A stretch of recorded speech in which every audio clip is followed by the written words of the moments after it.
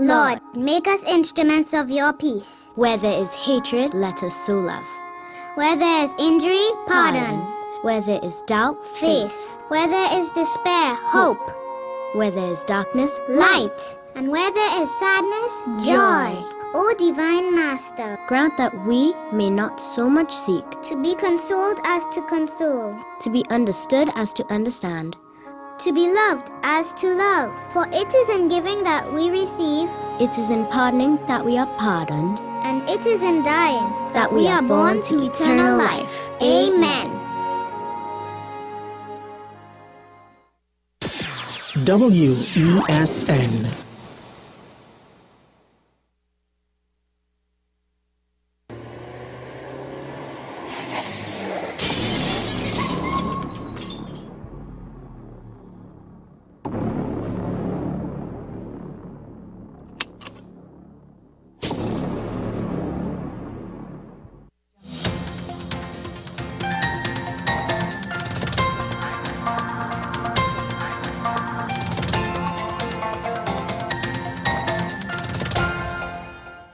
Here's your WESN News on the Hour. I am Denise Martin. Thanks for joining us. Here are the headlines.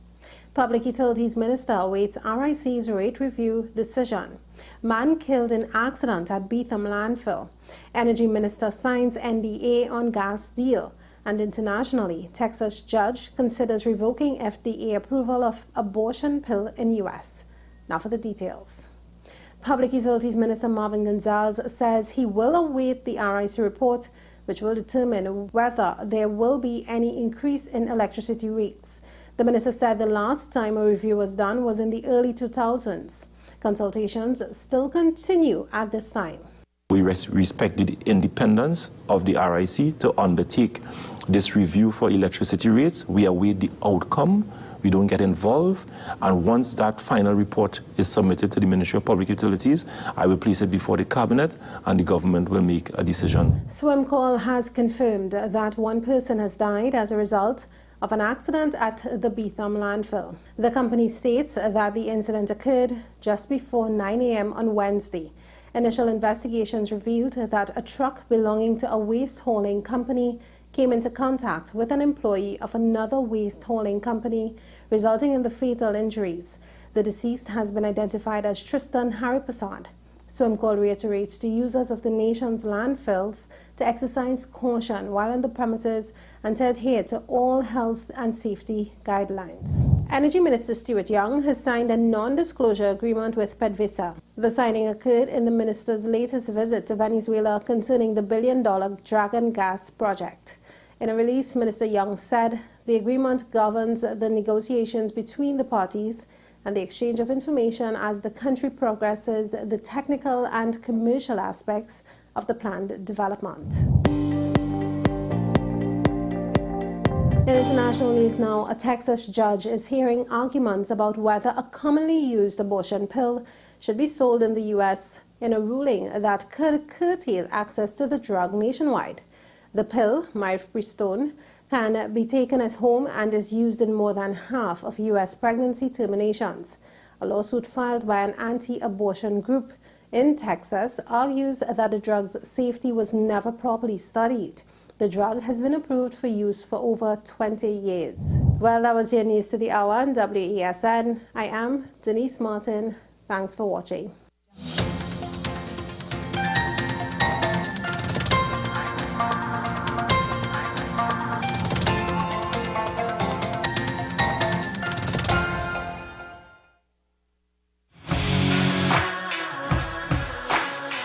Every day, we communicate through stories. Stories of ourselves, our challenges, our goals, our experiences, and our aspirations.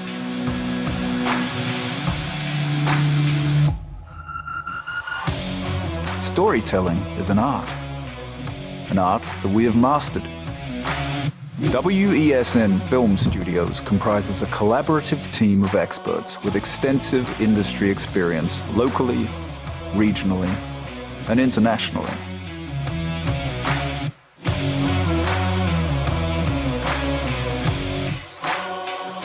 The ability of your business to successfully communicate with your preferred audience depends on the strength of the stories you tell. Your vision should be communicated in a high-quality, professional, and creative way.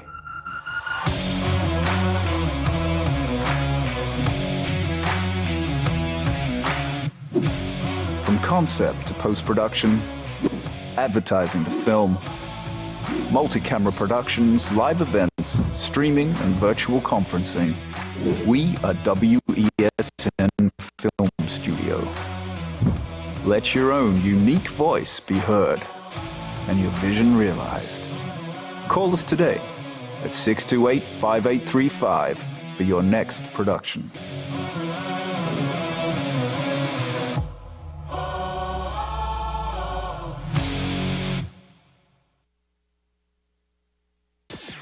WESN.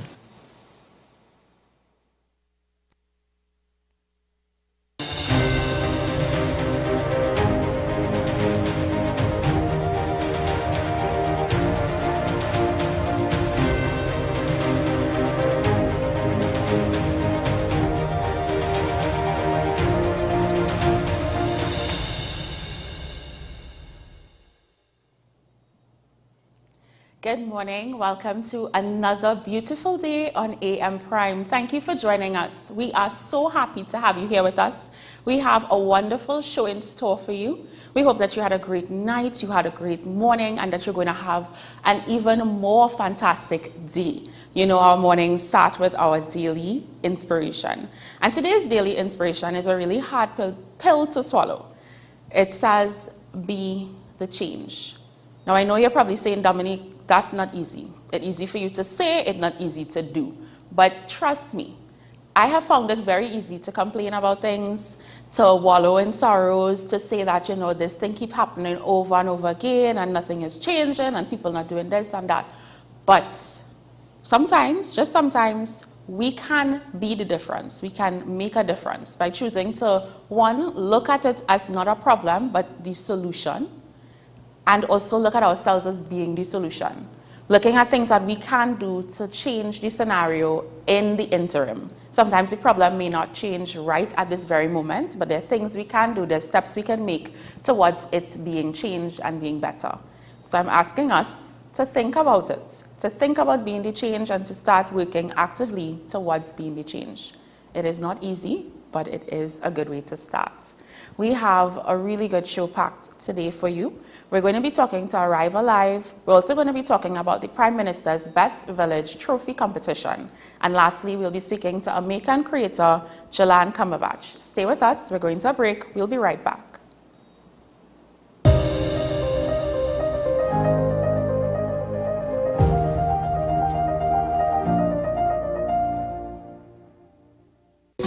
Take some time for yourself or spend some time with the family at Sandy Point Village Hotel. Enjoy our various studio and suite apartments, self-contained with their own kitchenettes and Wi-Fi. We also have our famous 100-foot swimming pool and our beachfront restaurant, The Steak and Lobster Grill. And our location in Crown Point puts us near the center of activity from the nylon pool to the local nightlife. Call us and make your reservations at 639-8533, 389-2378 or email us at sandypointvillagehotel@gmail.com.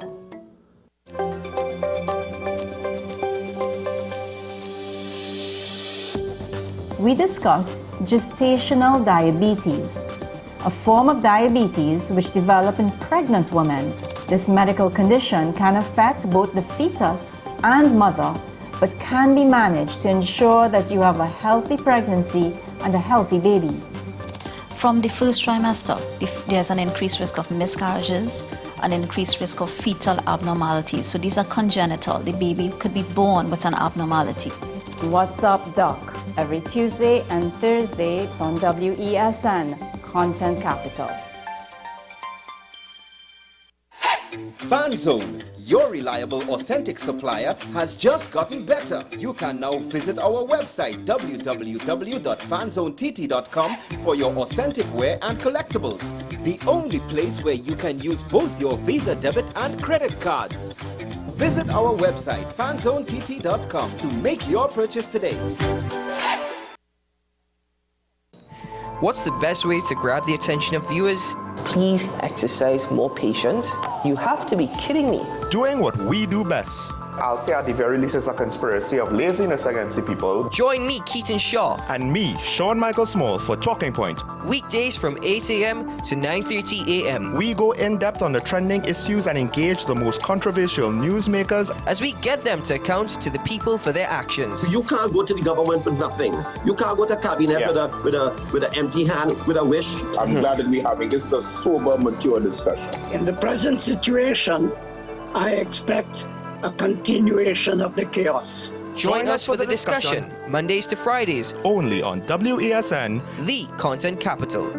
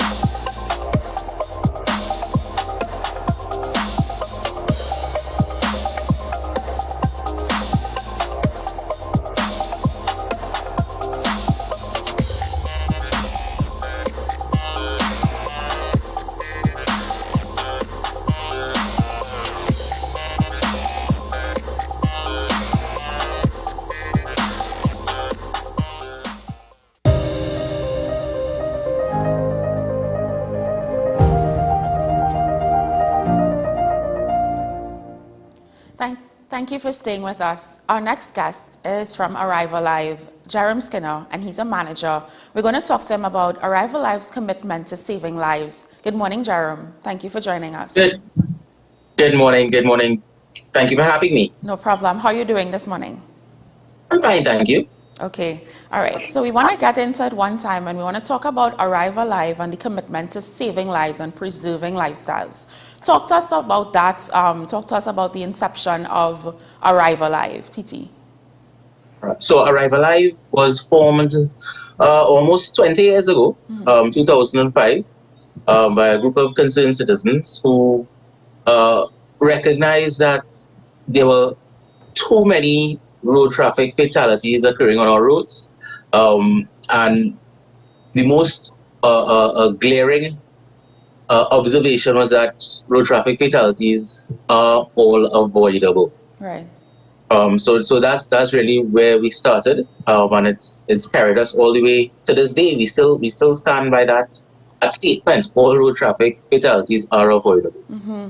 Based on the statistics, what is the main contributor to the road fatalities that we're seeing playing out? Because we have seen, either a steady flow of road fatalities or an increase in road fatalities. So there are behavioral factors. Persons driving too fast, driving under the influence of alcohol, or driving tired, for example. Those are some of the behavioral factors. But there are also some systemic factors, the engineering of the roads, the engineering of vehicles. And I mean, I've seen where the authorities have taken significant steps and made significant strides in trying to alter human behavior, alter the behavior of road users in Trinidad and Tobago, particularly drivers. Mm-hmm. But we are lacking a little bit, especially over the last few years, in terms of the engineering aspect of it. We've noticed, we've taken note of, in the recent, I think, month, almost 2 months, we've had multiple fatalities along that Solomon Hochoy Highway, where there have been crossover collisions. Vehicles have jumped the median. That has not happened for a long time before. Right? Because in the past, you would have had cable barriers that have been installed and maintained. Right. Right now, if you drive along the Solomon Hochoy Highway, there's almost none. Mm-hmm. Yeah, because I saw a post on Facebook, and I believe it would have been a post as well that you would have reshared on Arrive Alive's Facebook page, calling for the cable barriers. Talk to us about that, and why it was removed, and the need for it to be reinstalled. Well, I don't think it was removed. They were damaged. By nature, the purpose of the cable barrier is to prevent crossover collisions. Yes. Because just imagine for a second that if a vehicle is traveling south at 100 kilometers per hour, so that's at the speed limit, and another vehicle is traveling north at 100 kilometers per hour. At the point at which they both collide is the same as crashing into a brick wall at 200 kilometers per hour. So we're talking about a severe impact, and as the severity of the impact increases, the likelihood of survival decreases. So something I've always told people, when you see cable barriers that are down, it means that it did save someone's life. It prevented a crossover collision. Right. Catches, it needs to be repaired.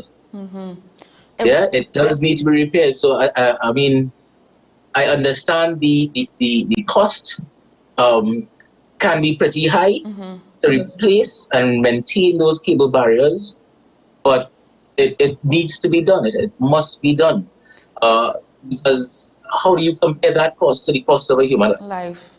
Right. Is it that the organization can do steps towards lobbying for this at the level of the government for this or to be installed for the safety of lives? The lobbying for these barriers have never stopped. We lobbied for it at the very beginning. Okay. What's the status of it at this point? To be maintained. We've been lobbying for it to be reinstalled, repaired, or maintained to this date. I did see some efforts over the last year or so, where there were spots where they repaired cable barriers. But again, it's one of those things that needs constant maintenance. Right. It's difficult to repair and then say you'll come back 6 months later to do the next phase. And again, don't get me wrong, I do get that the authorities do have some challenges with the finance to get these projects done. But in the meantime, people are dying. Yeah, exactly. I know that we have instances where persons, pedestrians, are involved in these accidents, crossing the highway. In some cases, there is a walkover, but it's not used in those cases. How does Arrive Alive treat with this as well, too, and the thoughts surrounding this? Right, and that speaks a little bit more to the behavioral element.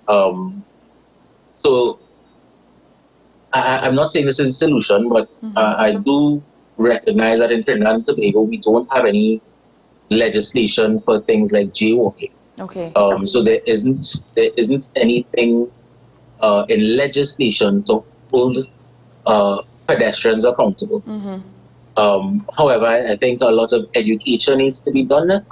I think the engineering can assist in a lot of places to discourage people from crossing. Yes. Yeah. To discourage them from crossing and to encourage them to use the safer measures, right? Because unfortunately in Trinidad and Tobago, we tend to lean towards what seems to be the easiest option. So you have some people who will rather run across 6 lanes of highway than to make a detour by 100 meters to use a walkover.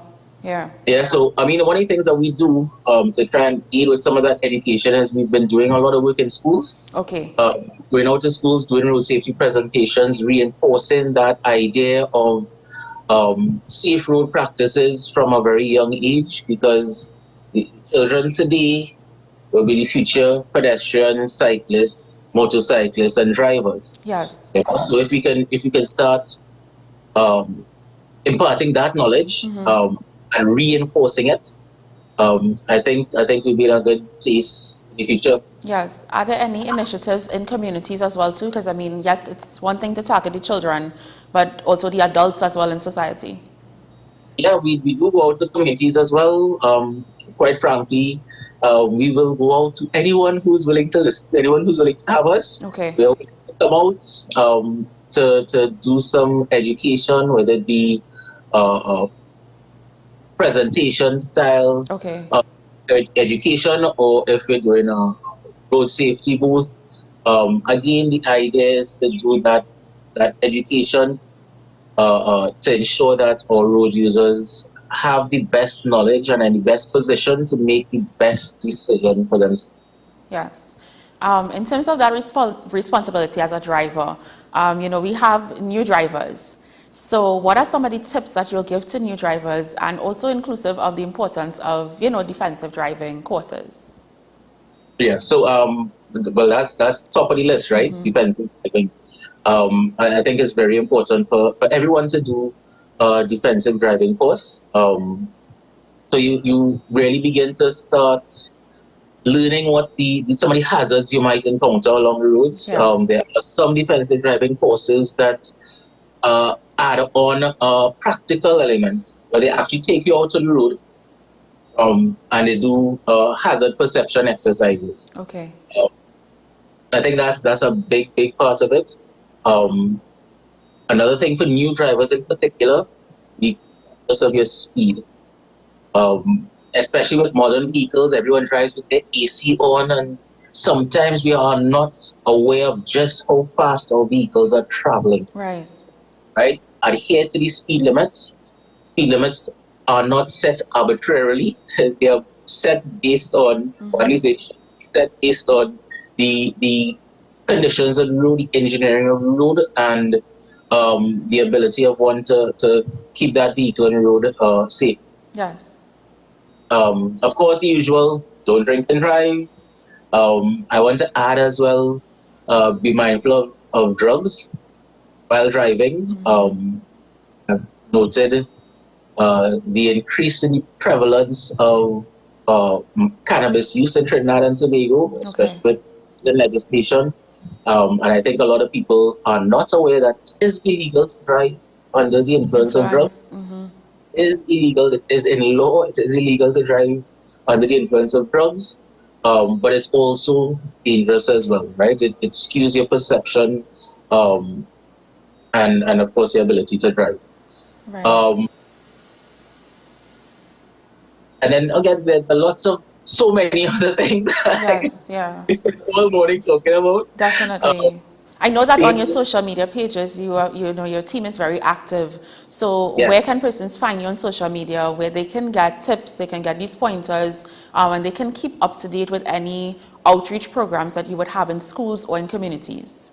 Sure. You can get us on either Facebook or Instagram. On both, the handles are ArriveAliveTT. Or you can check our website, ArriveAliveTT.com. Okay. Is there any contact number that persons can use also to get onto your team? Yeah, contact number is also very easy. It's 675-LIVE. Okay. LIVE. Easy number to remember. Yes. All right. Well, thank you so much, Mrs. Skinners, for joining us this morning. We appreciate you sharing. All the best to you and your team in the continued work and the efforts to save and preserve lives. We'll take a short break. When we come back, we have lots more for you.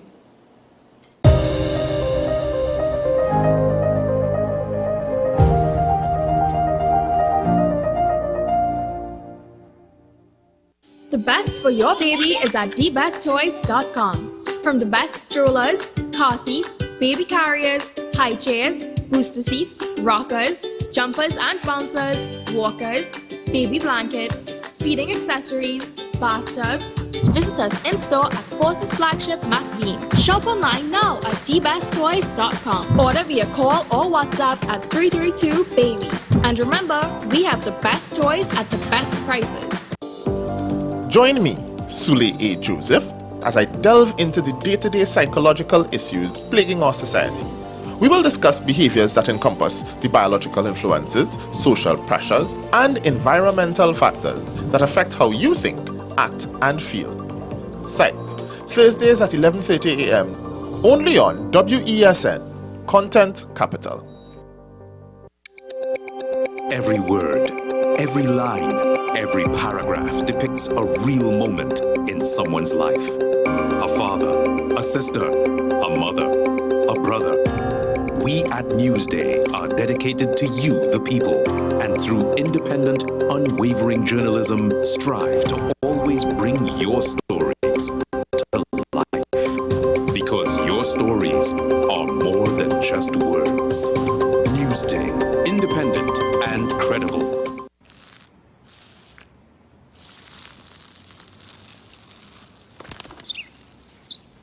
Maybe he landed here totally by coincidence. But if by chance he's admiring your fresh coat of Benjamin Moore soft sky blue, well, that's a pretty high compliment. Coming from an expert.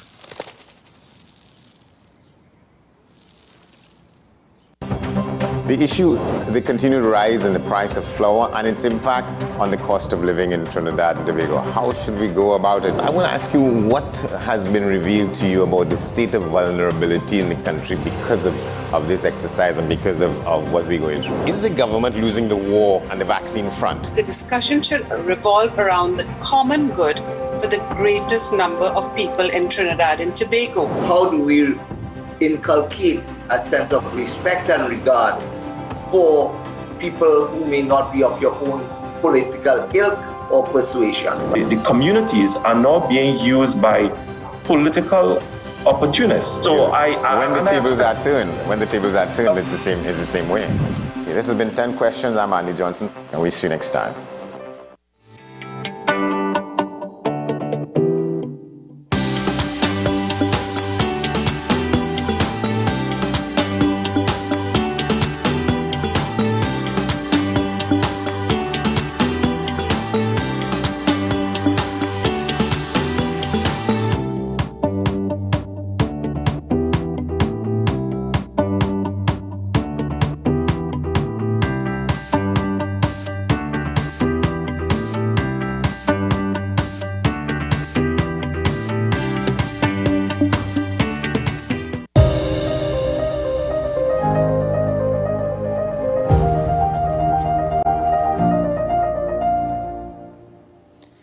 Thank you for staying with us. We have some news features coming up. So we start with our regional news. Over to Greendot, Prime Minister Dickon Mitchell has recommended medical checks for individuals who were involved in a vehicular accident earlier yesterday morning. The Greendot Broadcasting Network has more on this report.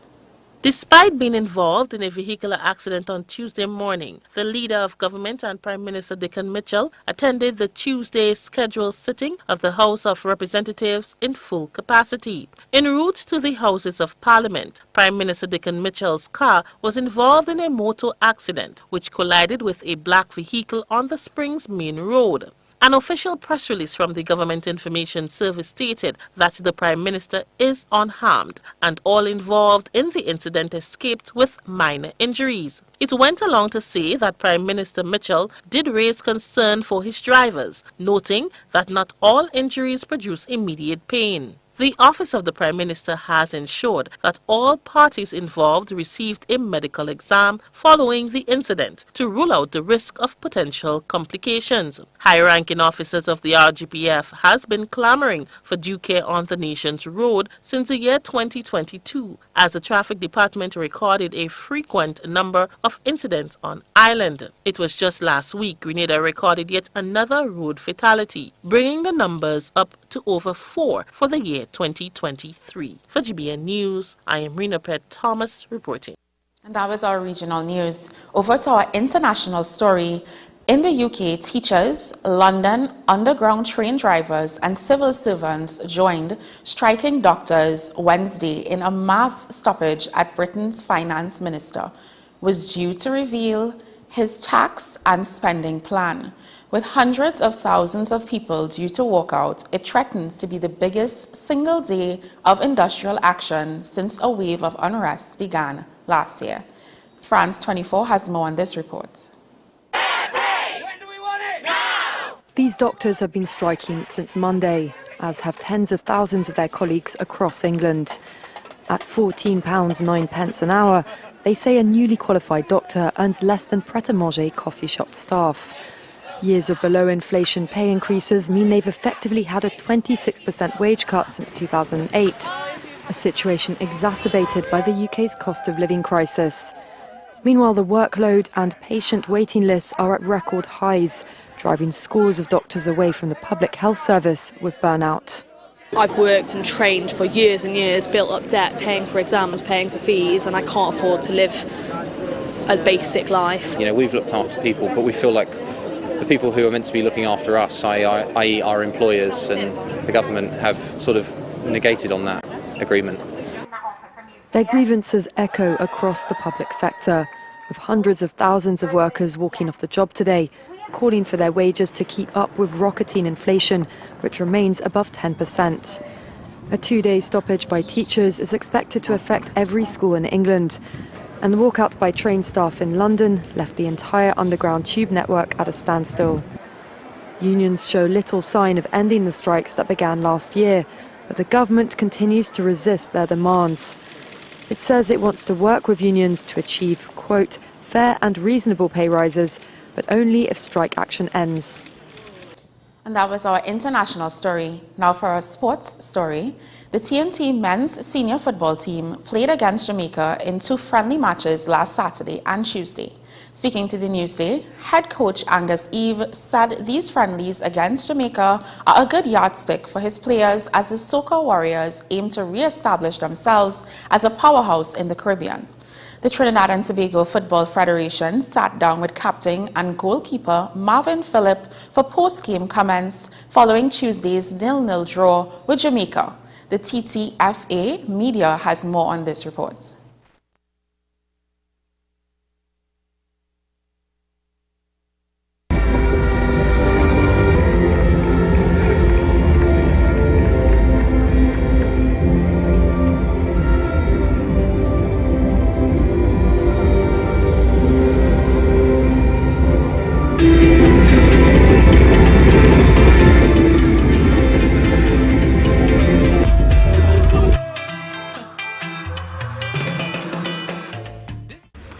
Philip, another capture your name, another big encounter for Trinidad and Tobago, coming to Jamaica and being able to secure 2 results.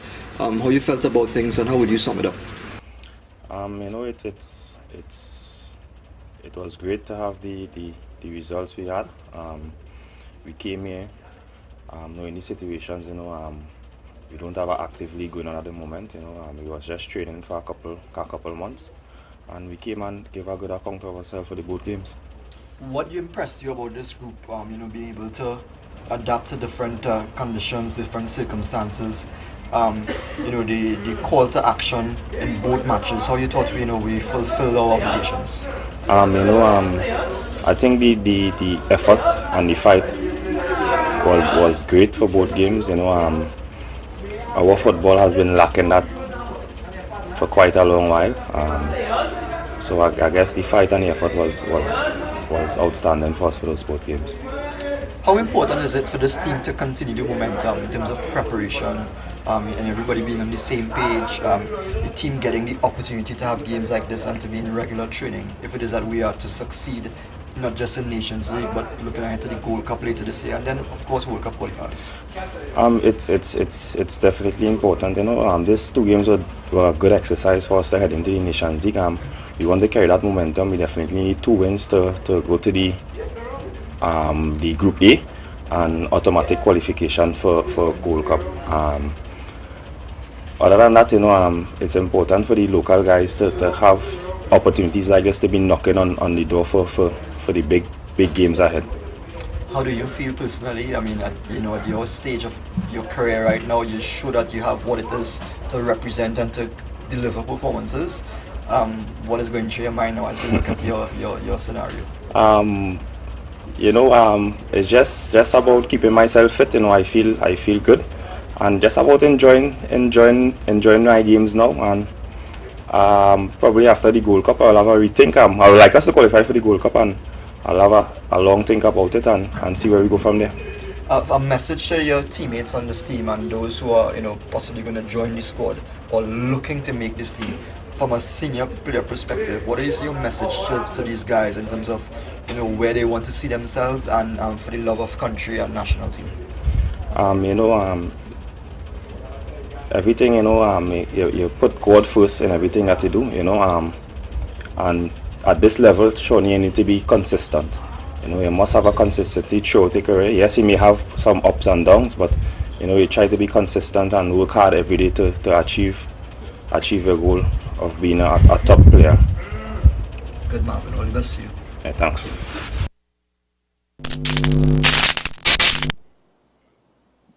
And that was our sports feature for today. Remember that you can keep up to date on all things sports with our program with Andre Arel Batiste on Face of Sports right here on WESN Content Capital. We'll take a short break. When we come back, we're talking about the Prime Minister's trophy competition for Best Village. Stay tuned.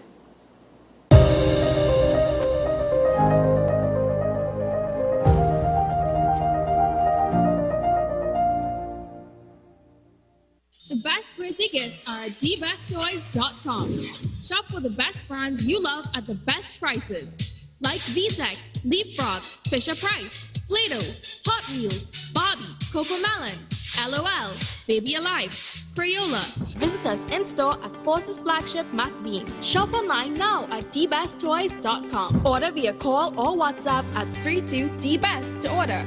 And remember, we have the best toys at the best prices. With society plagued by a host of issues, with debates surrounding our urgent concerns falling short, with questions of our future not always being answered, the conversation continues. Join me, Kemuel Pascal, as the voice of the youth comes to life. We will confront the controversial topics of today's world to gain answers that are key for a better tomorrow. One and One with me, Kemuel Pascal. Wednesdays at 10 a.m.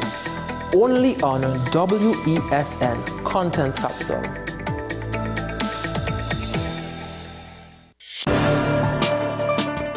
People really want to know, what about me? Where do I fit? Yes. What is in the ride for me in terms of a better Trinidad and Tobago? And I'm pleased to shed some light on that. The purpose of bail is to ensure your attendance at court. That's it. It is not punitive. It is not rehabilitative. We, the police officers, we are professional, and we are here for whenever the survivor is ready to come forward. We have the right to private and family life, the right to religious freedoms and beliefs and thoughts and expression. But these rights are not absolute. Certain rights can be limited. The law is to govern the whole. It's for all of us in public.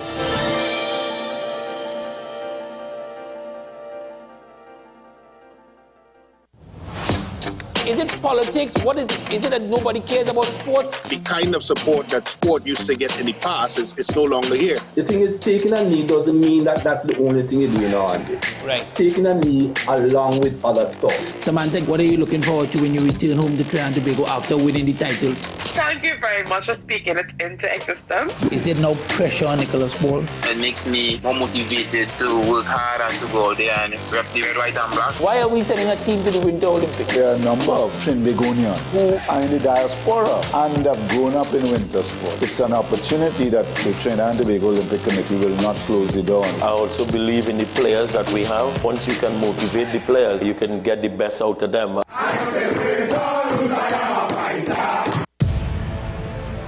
But if we died with Christ, we have faith that we will also live with him.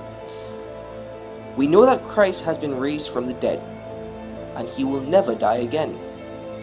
Death no longer has power over him. He died to sin once and for all with his death, but he lives for God with his life. Join WESN as we explore the death and resurrection of Christ with He is Risen, a perspective from bearing leaders within the Christian faith. He is Risen, starting March 27th, only on WESN, the Content Capital.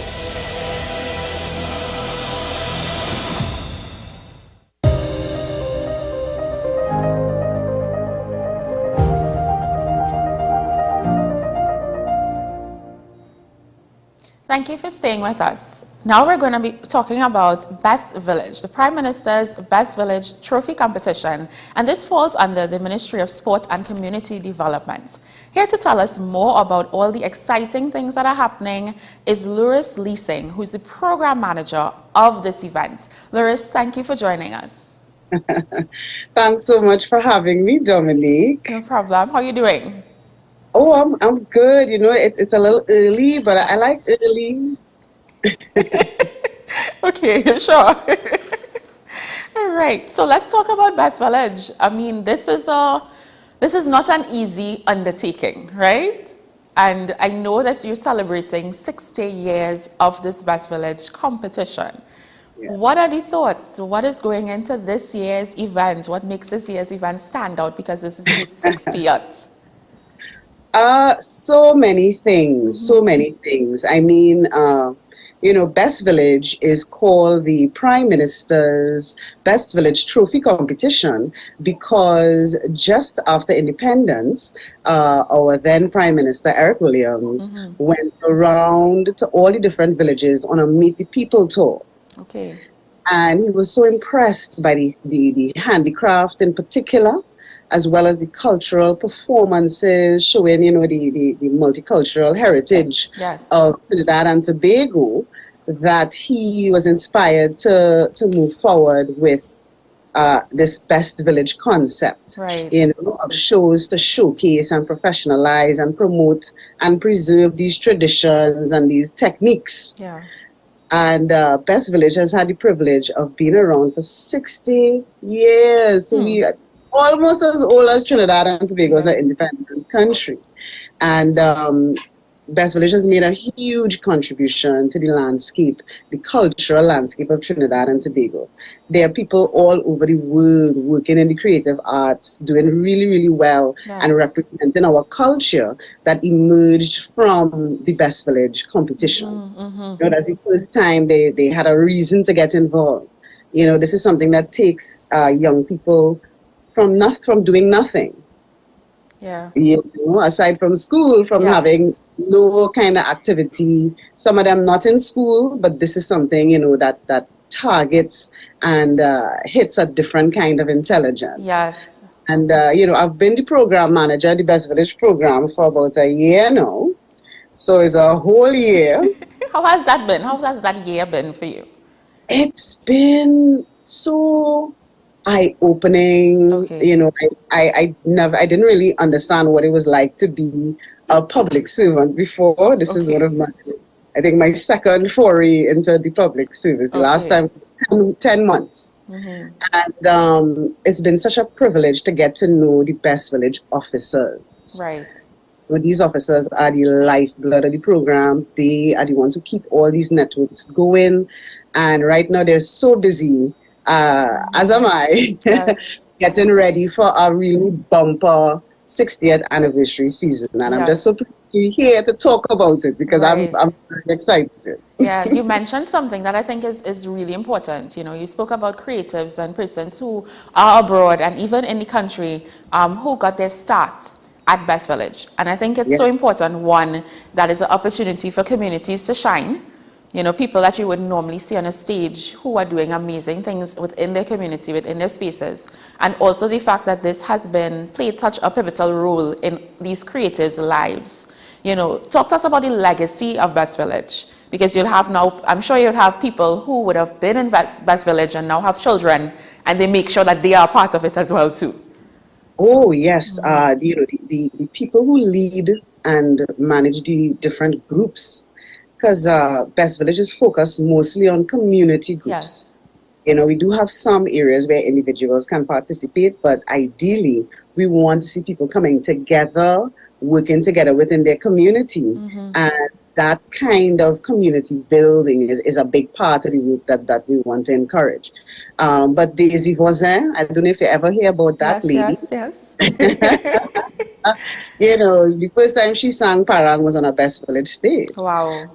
And the whole concept of the Parang Festival, of Parang as something that attracts all of this attention, and so that's something that evolved out of getting that attention on the Best Village stage and, turning into the Best Village Parang competition. And people professionalized, people grew from being promoted and preserved. Yeah. And it's become, its own thing. That's very much independent of Best Village, and that is a wonderful annual event that people look forward to. Right. And coming out of the pandemic, it's we did have some activities last year. We had folk presentations, which are like short form performances.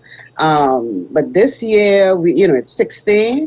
Pandemic measures have eased. We want to celebrate. Yes. So going into this year, what does that program look like? The activities, all the activities surrounding the Best Village competition this year. Well, we opened this year with an interfaith service, which went really, really well just a few weeks ago, and we felt the need to really bless the 60th anniversary season. So we used that opportunity to celebrate the many faiths of Trinidad and Tobago, and it was beautiful. Then we're going into the Clean and Beautify competition. Now that registration for Clean and Beautify is going on right now, right? So you can actually go to the ministry's website and you can register your community group. And you can do some cleanup work in the area. There are different categories. There's Best Community Flower Garden, for example.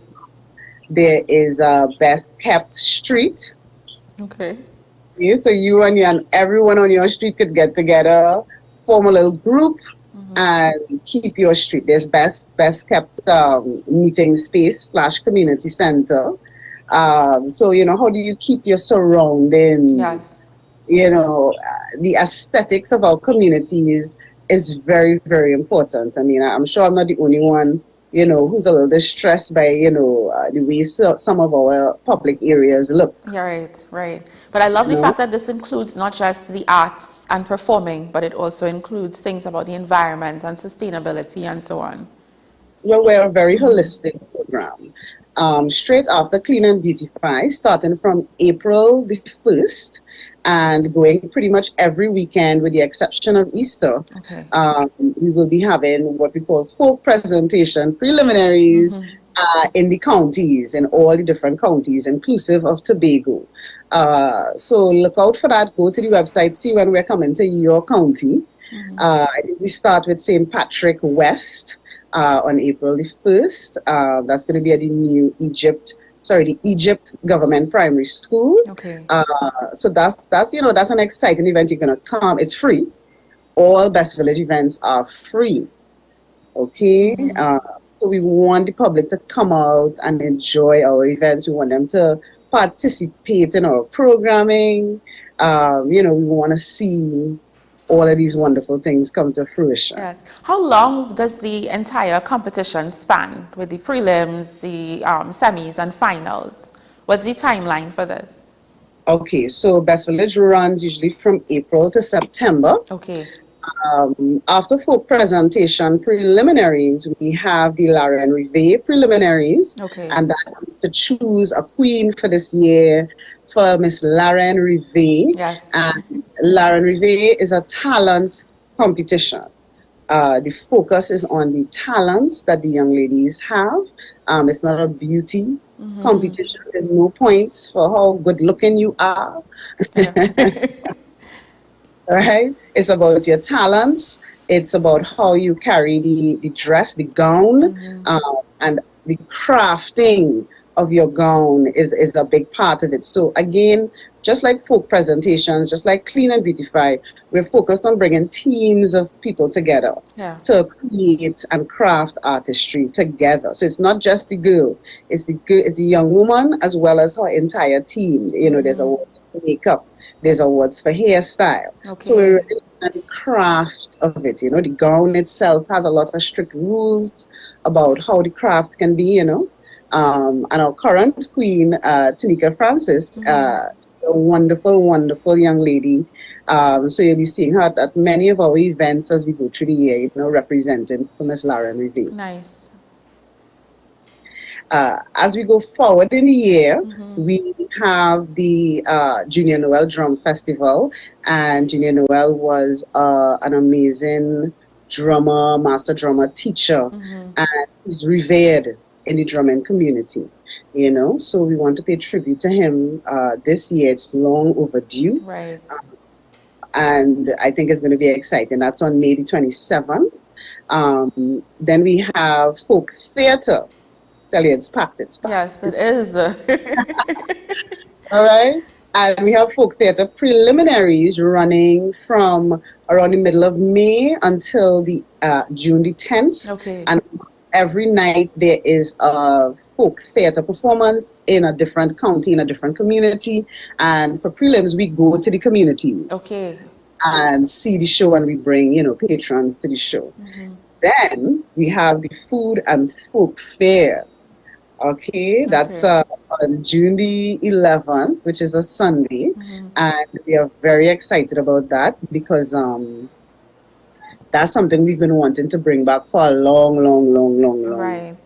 I mean, and it's good that it's not just, you know, showcase of talent, but it's also a way for persons within the community to now make revenue. Yes, and we have things like menu of the day. Okay. As well as, you know, you're selling the food as well as having it competing, and you get prizes. So it's a really fun event, and at that event we'll be presenting all the county winners in presentation. So you'll be seeing, you know, the best from around Trinidad and Tobago up to that point, because people just come up for finals. People just come up. It's very exciting. Then we have Village Olympics, which is Best Village Sport. However, it's all about the dance pass. Okay. I was going to ask. That is hotly contested. It's a march pass, dance pass kind of hybrid. Okay. I'm really looking forward to it. I hear the groups come out and it's crazy. Again, that's another event we haven't been able to do for a long time. But, you know, our minister, the Honorable Shamfa Kujo, she has really supported us. You know, she recognizes the importance of our 60th anniversary. And it's something that she's really committed to. And I know she's committed to it because we always talking, we always trying to move things forward. So, yeah, I think it's going to be a bumper season. And I just want to, you know, it's so hard to reach people nowadays. Yeah. So I'm happy to have this platform, you know. Thanks for having us. No, most definitely. I mean, it sounds really packed, but it sounds also very exciting, you know, and I can imagine the excitement for the team having the ability to now bring this back, you know, certain aspects of it back in the forefront after all these years, and even, you know, coming out of the pandemic. You know, talk to us about what goes into the planning of something like this. Because you listed a couple events there, but I know there's so much more that is going to be happening. You know, how do you find the balance, you and the team as well? Well, I think I have found myself within a very capable, experienced team. Okay. When I express worry, I'm like, we could do all these things. This is a lot. And they're like, no, we do this. This is how we do this. This person will do this. You know, I am as a manager, you know, I'm learning to delegate. That's always a struggle. But what I found is that, you know, we've built trust as a team. I've seen their competencies, and I still have so much more to learn from them. But these are very experienced officers, the best village officers and assistants. And I've learned they can make anything happen. They're magic. Right. Key, and I'll say this to anyone, is to ask for help, is to reach out and say, this is what I'm struggling with. And quick time, but someone comes up with a solution. You know, it's wonderful to be part of a functional team, and we definitely are. So I'm very confident. Yes, we have some stressful times, I'm very confident that we'll be able to produce an excellent season. Right. And I mean, we're talking about the talent on stage, but there's also talent behind the scenes as well, too. You know, a lot of this is a lot of production work. So does the team need volunteers? And is there going to be like a call for volunteers? Where can persons who may be hearing about this and want to be involved in it, how can they offer assistance to help with the team? I think it's important if you want to volunteer, if you want to assist in Best Village, just reach out to your county district office. Okay. I really urge people to check out the Ministry of Sport and Community Development's website, or do what I do and just Google Best Village 2023. Yes. Which pretty much takes you to our site.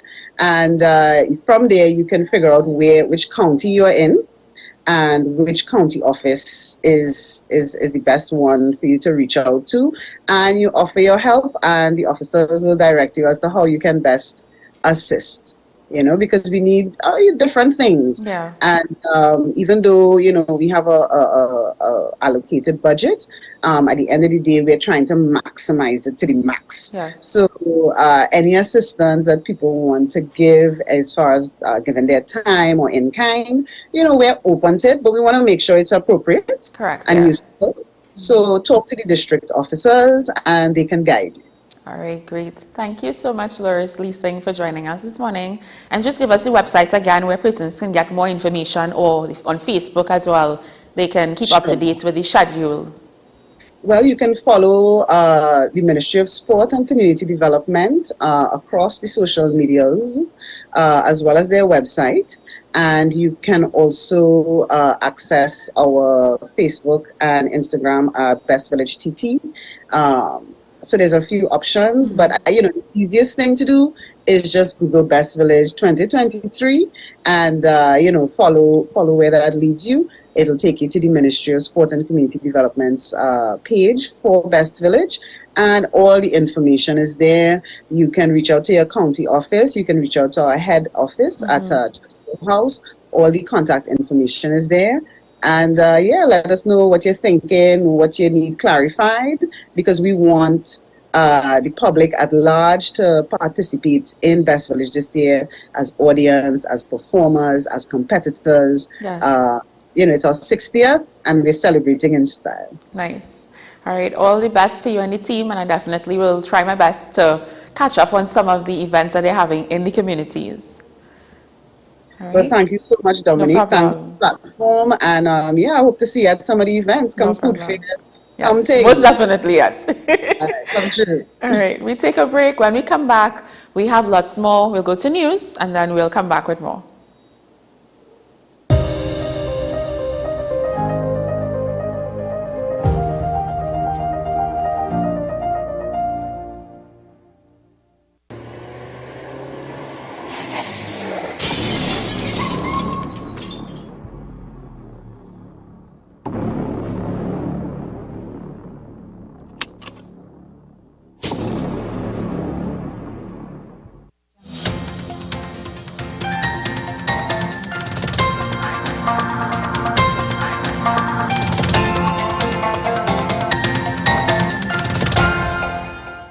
Here's your WESN News on the Hour. I am Denise Martin. Thanks for joining us. Here are the headlines. Public Utilities Minister awaits RIC's rate review decision. Man killed in accident at Beetham landfill. Energy Minister signs NDA on gas deal. And internationally, Texas judge considers revoking FDA approval of abortion pill in U.S. Now for the details. Public Utilities Minister Marvin Gonzalez says he will await the RIC report, which will determine whether there will be any increase in electricity rates. The minister said the last time a review was done was in the early 2000s. Consultations still continue at this time. We respect the independence of the RIC to undertake this review for electricity rates. We await the outcome. We don't get involved, and once that final report is submitted to the Ministry of Public Utilities, I will place it before the Cabinet and the government will make a decision. Swimcall has confirmed that one person has died as a result of an accident at the Beetham landfill. The company states that the incident occurred just before 9 a.m. on Wednesday. Initial investigations revealed that a truck belonging to a waste hauling company came into contact with an employee of another waste hauling company, resulting in the fatal injuries. The deceased has been identified as Tristan Haripasad. Swimcall reiterates to users of the nation's landfills to exercise caution while on the premises and to adhere to all health and safety guidelines. Energy Minister Stuart Young has signed a non-disclosure agreement with PDVSA. The signing occurred in the minister's latest visit to Venezuela concerning the billion-dollar Dragon gas project. In a release, Minister Young said the agreement governs the negotiations between the parties and the exchange of information as the country progresses the technical and commercial aspects of the planned development. In international news now, a Texas judge is hearing arguments about whether a commonly used abortion pill should be sold in the U.S. in a ruling that could curtail access to the drug nationwide. The pill, mifepristone, can be taken at home and is used in more than half of U.S. pregnancy terminations. A lawsuit filed by an anti-abortion group in Texas argues that the drug's safety was never properly studied. The drug has been approved for use for over 20 years. Well, that was your news to the hour on WESN. I am Denise Martin. Thanks for watching.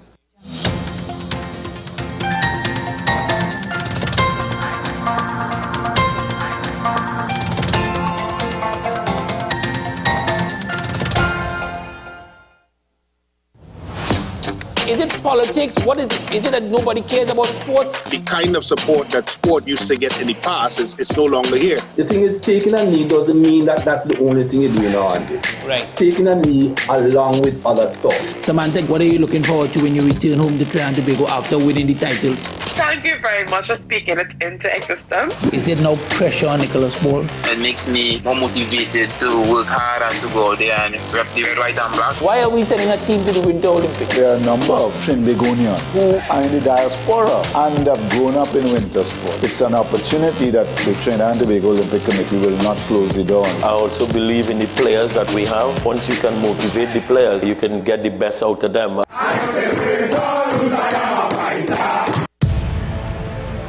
But if we died with Christ, we have faith that we will also live with him.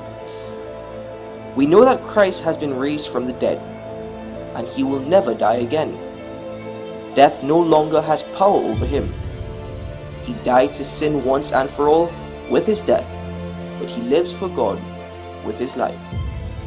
Join WESN as we explore the death and resurrection of Christ with He is Risen, a perspective from varying leaders within the Christian faith. He is Risen, starting March 27th, only on WESN, the content capital.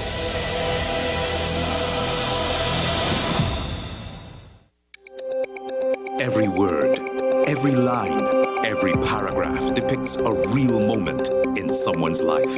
A father, a sister, a mother, a brother. We at Newsday are dedicated to you, the people, and through independent, unwavering journalism, strive to always bring your stories to life. Because your stories are more than just words. Newsday, independent and credible.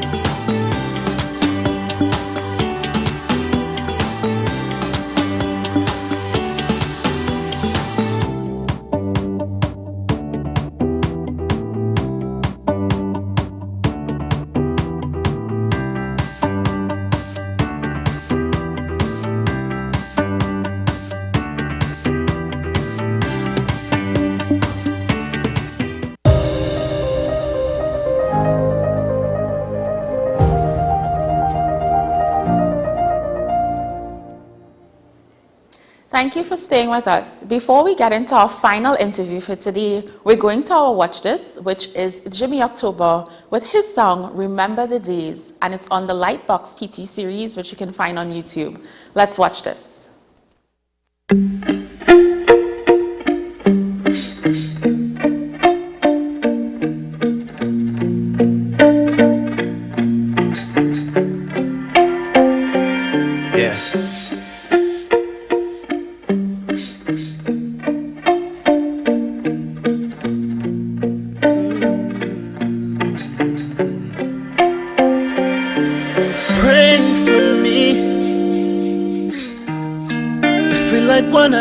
time, sweetie, then off the streets. Flame emojis up high, 1,000 degrees, yeah. Putting out that fire. I said the top ain't high enough, no.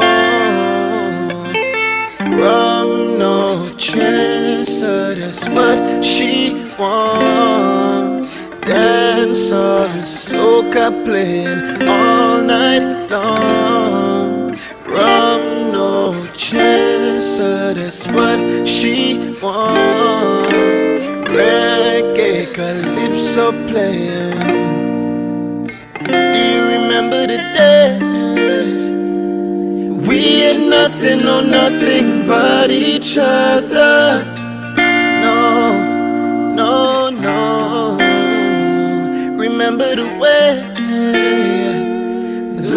it felt whenever I pulled you closer. Those things I can't forget.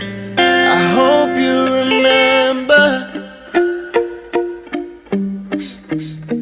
I hope you remember. No. I still pray for you. Yeah. Then I'm right back to where I started. We were all that we wanted. Couldn't get a hold of you. You know your body really murdered them. Touchdown, we pulling up. We did the things, girl, you know. Rum, no chaser, that's what she wants. Dance all soca playing all night long. Rum, no chaser, that's what she wants. Reggae, calypso playing. Do you remember the days? We had nothing, no nothing. Remember the way.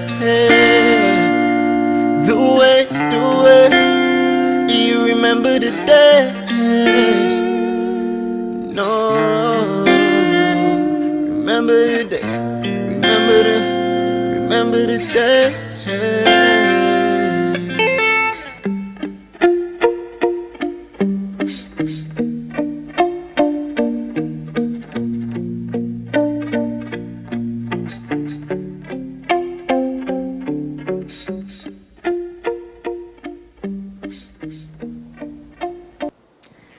Thank you for staying with us. That was a wonderful, wonderful version of that song, Remember the Days, by Jimmy October. And I thought it important to play a music video before we got into this next interview, because the person that's coming on is an entrepreneur, is a booking agent, is just a powerhouse, right? When it comes to creativity and music, the music industry, and the arts and entertainment industries. Welcoming via Zoom is Jalan Cumberbatch. Welcome, Jalan. Hi, morning. Thank you very much for the interview. Thank you so much for joining us. It's a pleasure to chat with you this morning. I know that it's a short time because there's so much that we could talk about, all the things that you're doing. Yes. But for persons who don't know, let's backtrack a bit. Who is Jalan Cumberbatch? Okay. Well, I am a booking agent now, and we actually upgraded and changed the business into a talent management and booking agency. Nice. So that's what we do right now. Yes. Okay. And I am the owner of it as right now, as you know. Okay. Yeah. Owner and CEO. How did you get involved in this? Where did you first discover your passion for the industry? Okay, well, actually it started a while back as a teenager. So I was, at the time, I used to be involved in a lot of parties, committees. Okay. And getting into going to a lot of events and parties, I started getting a passion for, well, I guess, entertainers at that time, because I felt as though they could do more. Right. And doing events, I felt I couldn't help them in that way. And I decided from doing events, I was like, I think I could add more value if I actually get into management, which I didn't know at the time. Mm-hmm. But I thought to myself, I could help. I have some ideas. I think I could do this. I think and I started getting into it more and more. So that is one of the main reasons why. And then, a lot of people used to complain. So, artists, at that time, a lot of DJs used to complain about marketing, about branding, and, getting people representing. They want to do more, but they don't know who to go to. They don't have any place. They have any agents, have no managers. So I saw that opening. Right. As I'm listening to you speak about your journey, which is amazing, by the way, I'm thinking of our daily inspiration for today. So every day we start off with a daily inspiration, and the quote for today was to be the change. And I don't know who said it, but I know we haven't said it enough. And so listening to you, I see that you saw that there was a need for change, and you became that. Talk to us about that journey, because I'm sure it was not an easy walk in the park journey to get to that point of you doing this and making that impact. No, it was not easy at all, because everybody thought at the time, I'm making a mistake. This doesn't make any sense. Jalan, this don't have any money in it. Jalan, go and get a job. So it was a lot of that at the time. Even, even some of my family members, was saying that at the time. Right. Saying, get a Jalan, go back to school, don't do this, there's no future in this. And when people saying that to yourself, you have to know to yourself, okay, you have to have that conviction to know, okay, if I'm doing this, I have to do this right. Yes. Because everybody doubted me. And to prove everybody wrong, I have to go in 100%. So, and I knew to myself, there is a need and there is a bigger future and vision and growth within our industry, especially just in entertainment, because we're in the entertainment business. It's not just soca or dance and entertainment is forever. We need, and every human being needs entertainment. So I knew, well, okay, that's not true. Obviously, it's not true. So it's just a matter of finding out and getting a system that would help to bring out and for it to make money. Because I believe in anything, it can make money. So it's just a matter of how you do it, how you present itself, how you market it, and what you're selling, the service you're selling. And, of course, it's a matter of, what people want, and you fill in that void. Yeah. Let's unpack the aspect of it being the business of entertainment. Because we see artists, we see musicians and talented people, a lot of talent, and they're doing what they love because they love it. But it doesn't pay. So let's talk about moving from just being talented to now, becoming a businessman, a businesswoman, and being paid for your talent. Okay. Well, the first thing that a lot of entertainers / artists don't do, I find personally dealing with a lot of them, is that they don't do any research. They come into this business and think that I like to sing and it will work. And you just put out songs and it it doesn't work like that. Yes. So anybody that is successful in this have information, have a team of people that are experts in different fields that know what they're doing. And they have a plan, a short-term or a long-term plan of, okay, how are we going to do this? So that's where you kind of turn it into a passion, into a business. You have to have a plan. Yeah. You have to have a team. And the artists themselves, especially in this era, in this time, you have to have the information for yourself. You can't depend on somebody to tell you, hey, go and read this or go and watch this on YouTube. And at this present time, there is too much access to information to come and say, well, I didn't know. Or I'm not sure. Or, oh, I didn't know that. And oh, I didn't know this was going on in England or the US, or that's not the excuse anymore. So, but that's why a lot of artists don't do. They just think that they have a good song, they could sing, and it will work. And as we can clearly see, talent is 10% of this. Yeah, it's 10%. Yes, you mentioned something really important, and that is investing in a team. It's not, you may see one person. So you see, the soca artist who has been, performing for many, many years and is known internationally. But behind that person, there is a team. Talk to us about the persons that make up that team and how important it is to invest in a team. That team.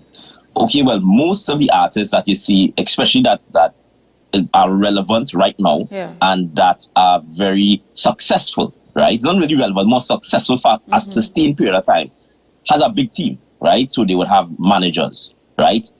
Some of them have local managers and international managers, right?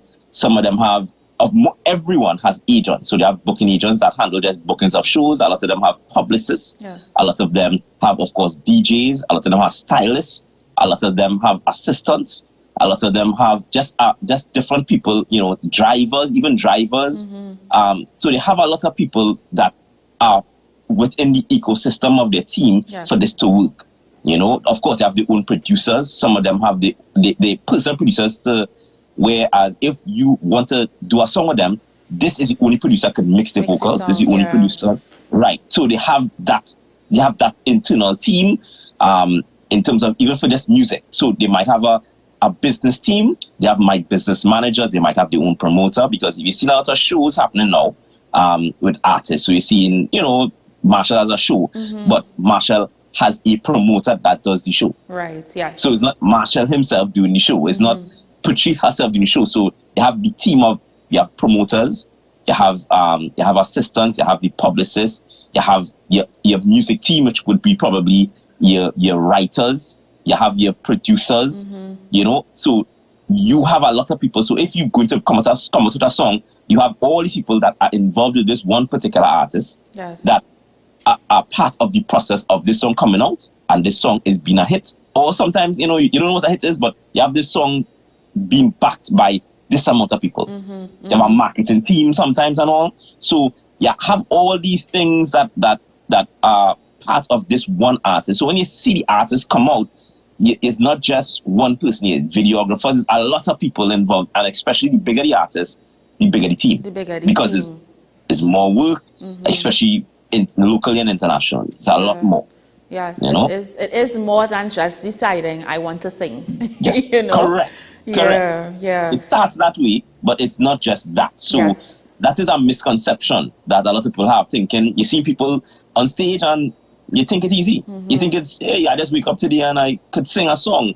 You could do that in your bedroom, but to do it on a stage for 10, 15, 20 years at this level, it takes a lot. It takes a lot.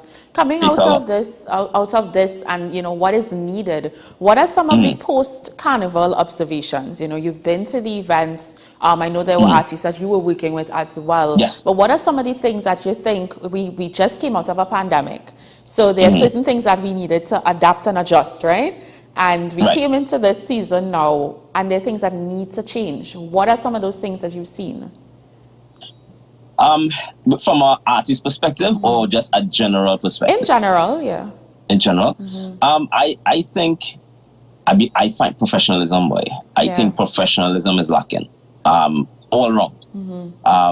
And when I say that, I mean to say, in terms of communication, in terms of just like even paperwork, a lot of promoters still have this very lackluster, laissez-faire attitude of, they call the artists themselves and they talk a small talk and say, hey, come on, have an event. Like that type of things have to cut out. So I think that, you know, I mean, it got better over time, but it's still there where people trying to not, you know, do it in the correct business way, which is document yourself, send an invoice, or even talking to relevant people.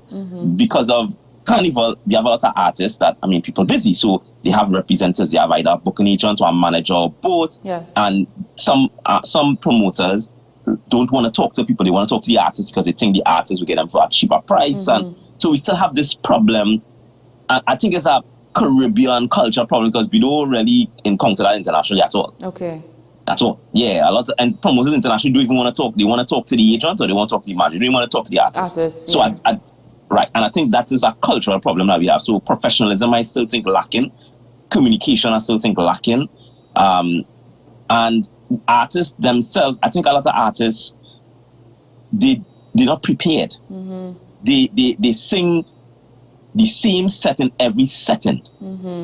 Right, and I think I think that's a problem. You can't sing our same set in Firefed, for instance, than Curiosity All Inclusive. Right, so you're adjusting to your audience and your setting. Correct, and a lot of them, I noticed they set, that's the music, not the dress code, because they're dressing, everybody dressing well, but it's just the set, some of them not adjusting the set to the audience. And my observation is a lot of artists don't perform till a lot of time. Okay. So if it's sometimes the promoter might say 10 minutes, but they're doing 2 songs and leave. Which is another problem, I think. So we have that problem where artists rush in their set, and then now the crowd upset because it's like, but why you sing one song? Yeah. Sometimes it's not the artist's fault, granted, because I had that problem too with promoters only want one song, but the bigger the artist, that becomes a problem. Right. Because the crowd wants to see this artist for at least 20, 30 minutes. They want and the then catalog, tell yeah. them, right, they send them 2 songs, and then there's a problem, and then of course so a lot of those things happen. So a lot of the promoters, I think, need to revisit that aspect of it. That if you're booking an artist, especially with a bigger name, you can't tell them to sing 1 song. Yeah. Or 2 songs. Even if you're paying the full price, they have to sing, because the crowd doesn't understand that. And it becomes a problem. So the blame goes on the artist. Yeah. Because it's like, this artist is shortchanging us type of thing. Yeah. And moving back to the business of entertainment in the industry, how important it is for artists to diversify. So you've seen where the powerhouses, the bigger artists, and they have, business, they have other aspects of it. How important it is to have that, especially because the pandemic, we didn't have performances, we didn't have events, Right. It's true. I think it's very important. I think every artist, because if you really watch it, and this is the problem that I used to explain to artists before, you are a business. You are a business. Now, for instance, I would use, even Marshall Montano. Marshall Montano is a person, but he's an entity, he's a business. So he's an artist, and the artist aspect is a business. So once you're in this, you're doing business. So it is important to have different income streams of any business. So in entertainment, you might have, Marshall might sing. That is one income stream. Then you have publishing, you have distribution, you have, of course, you might have brand deals, you might have sing deals, and then of course, if you're coming out to the entertainment business, then you could leverage his brand into getting, maybe doing toys, maybe selling clothes, maybe selling chocolates, maybe selling food, maybe selling drinks, maybe. So there are a number of income streams you could get from just being an artist. But a lot of them, now I'm realizing the younger ones are getting smarter. So the younger ones are patterning themselves and getting into different businesses now. Okay. But it is very important to diversify the portfolio, because you can't depend on singing alone or live performances alone as this is one income stream, as you said, the pandemic. So if that one income stream stops, then what? Yeah. Even saving and investing. Yes. As well. Right. That's our next big thing too. I know that a lot of them, I hope that they're starting to do more research, that they don't just spend all the money, because of course we saw a lot of cases, in the past where we see artists, they get older and then they're asking for money, which is disheartening. Very disheartening, because, the misconception is that they don't make enough money, and that's not true. They do. They spend it badly. And nobody wants to really say that truth. Everybody's saying, gosh, we have to send them money. And it's like, well, these people making a lot of money, as contrary to popular belief. It's just a lot of them don't invest it, they don't spend it properly, they don't save, they don't have a plan, and they don't have, some of them don't have the team of people to guide them and tell them, okay, put this here, put that here, invest here, maybe pay yourself a salary every month instead of just spending the money one time, and Right. So these are the things that I think it's improving, but it's something that we need to speak about a lot more. And I would like, something that I hope you could see, that a lot of the financial institutions in the country would get involved by giving artists or education, like a session of saying, come to the bank, let us explain how to open a bank account, let's explain what is unit trust, why it's important, what is a credit union, why it's important, or just in the investors, you might have GMMB to open a stocks or a shares account. Like, these things I think needs to be done, because a lot of them don't know, and they nervous, or they mightn't know, okay, how to open a bank account, a business account, or like these things, especially as an entrepreneur or a business A creative, owner. yes. A creative, yeah. And a lot of them don't know, or they don't, they think, I'll just put the money on my mattress, I'll just save the money, I'll just have it tomorrow. Like, things like that, which I know being 2023, we need to get out of that type of, mentality now. Yeah. And and a lot of them don't like to spend money on people. They think that they shouldn't pay anybody else. They think that I'm singing, so I shouldn't pay anybody else. But it's the investment in the team, the team Correct. that will help you push the work and all of that. And coming back to you, I mean, because you have spent many years in different ways, giving advice. So even with this interview, the things that you're saying, you've been doing podcasts, you've been doing vlogs over the years, and talk to us about the need that you've seen to give this advice. So you're not gatekeeping. We know that word comes up in the industry sometimes. Yes. But you have been freely doing podcasts. Giving the information, telling people where they can find out, about these resources that can help them. Yes. Again, the reason why I started doing this is that because when I came into the industry, I could name on one hand how much people actually gave me advice. And I always shout these two people out because they're the only two people ever really helped. It was Ian Panton and Simon Batiste. Okay. And Kes team at the time. So it was Kes, and they're the only people ever come and say, hey, you should maybe read this book. Maybe you should, you should do this, or maybe you should do this, or like pull me aside. Hey, Jalan, hey, I like what you're doing. Maybe you should consider doing this. So at the time, and everybody else, and this is a thing that I keep seeing people saying, well, people will help, and people, you can't call any of these people if they don't know you.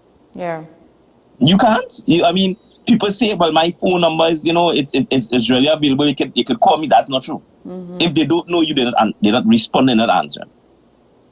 So I decided upon myself, as much as given, much as expected, I said, since I got these great opportunities and I was blessed to work with great artists, especially the bigger ones from different countries, and I get to travel all over the world, I said I need to share what I learned for free.